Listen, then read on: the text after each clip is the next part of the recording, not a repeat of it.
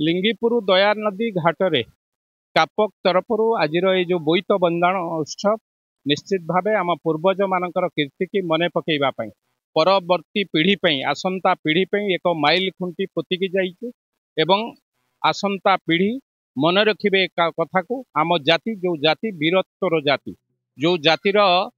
दायद माने जो जातिर नायक माने श्रेष्ठ थिले इंग्रेज का विरुद्ध रे लड़ी थिले मोगल का विरुद्ध रे लड़ी थिले दुर्नीति अन्याय विरुद्ध रे लड़ी थिले एवं एक श्रेष्ठ कलिंग एक श्रेष्ठ ओडिशा जहाँ गंगा ठारू गोदावरी पर्यंत विस्तृत थिला से कथा आम पूर्वज मानकर कीर्ति की मन पकेवा संगे संगे आम साधव माने जाउथिले बाहर देश को रप्तानी करिया पाई आमदानी करिवा पाई तेणु कोठी ना कोठी से जाति आज जो माने भावुचंती ये जाति पछरे पड़ी जाइए मु तांको सूचई देवा को चाहे ए वीरत्वर जाति केबे पछरे पड़ी नाही कोठी झुंटी पड़ी थिबो पुणी उठिकी कारण आर आराध्य देवता ए जातिर ए माटीर आराध्य देवता आम समस्तंकर भावावेगर प्रतीक प्रभु श्री जगन्नाथ यार नेतृत्व नहीं एबे मध्य नौचंती आगक मध्य नेबे तेणु ए जातिर लड़ई पई आमे समस्ते पुणी थरे तत्पर हबा एकाठी हबा ए जातिर